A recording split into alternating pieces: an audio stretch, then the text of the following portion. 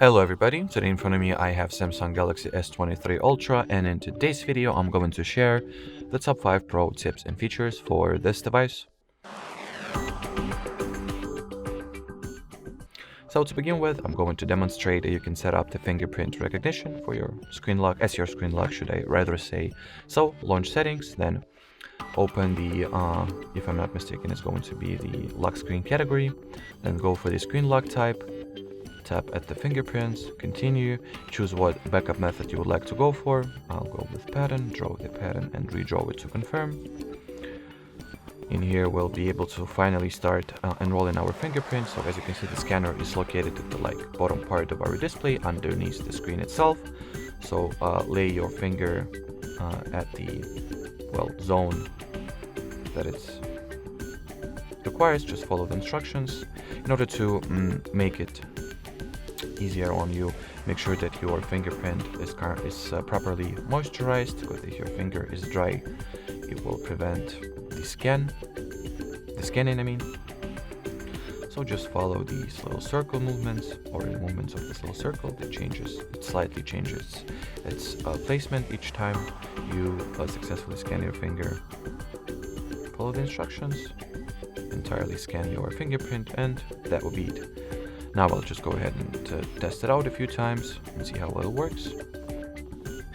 As you can see, it works just fine.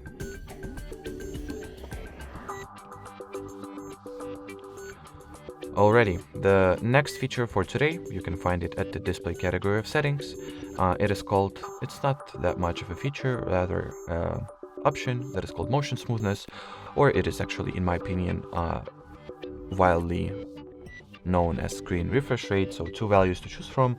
You can either go with standard value of 60 Hz or up to 60 Hz should I rather say, and get longer battery life, or go for the adaptive mode and allow system to increase the motion smoothness value up to 120 Hz, which will lead to smoother animations and overall visual experience. In here there are very convenient preview animations that show you the difference, so go for the value that you would like to have. Moving onwards, the next option for today you can find at the lock screen. Just go for the always on display. So in order to enable it, obviously you just gotta switch on this little toggle over here.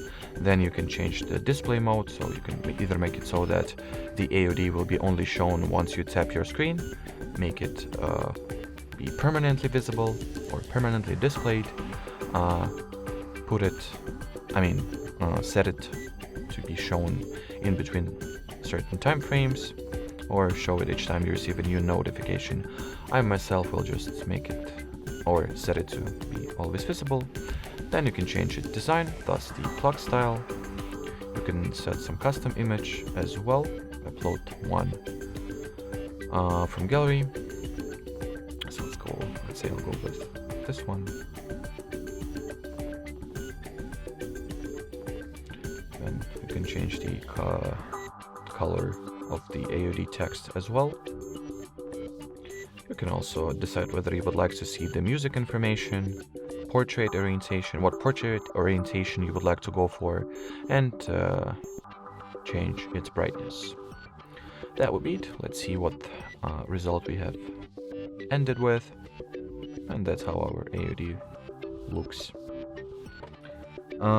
Next feature is an audio enhancement option that is called Dolby Atmos. So if you would like to increase the audio quality that you hear from the speakers of this device, or any other one that you will connect, any audio output that you will connect to your device, whether wirelessly or not, doesn't matter. So just open the sounds and vibration category, then go for the sound quality and effects, and make sure to turn on the Dolby Atmos toggle. Alrighty, so fifth and final tip for today, you will be able to find at the battery and device care category, then open memory. This feature is called the RAM Plus, and it allows you to virtually increase the random access memory amount you have by 2, 4, 6 or 8 GB respectively. So simply turn on this toggle and restart the device, and once our phone gets rebooted, we'll get the desired amount of additional random access memory. Alrighty, so that will be pretty much it for this video, guys. Thanks for watching, and bye bye.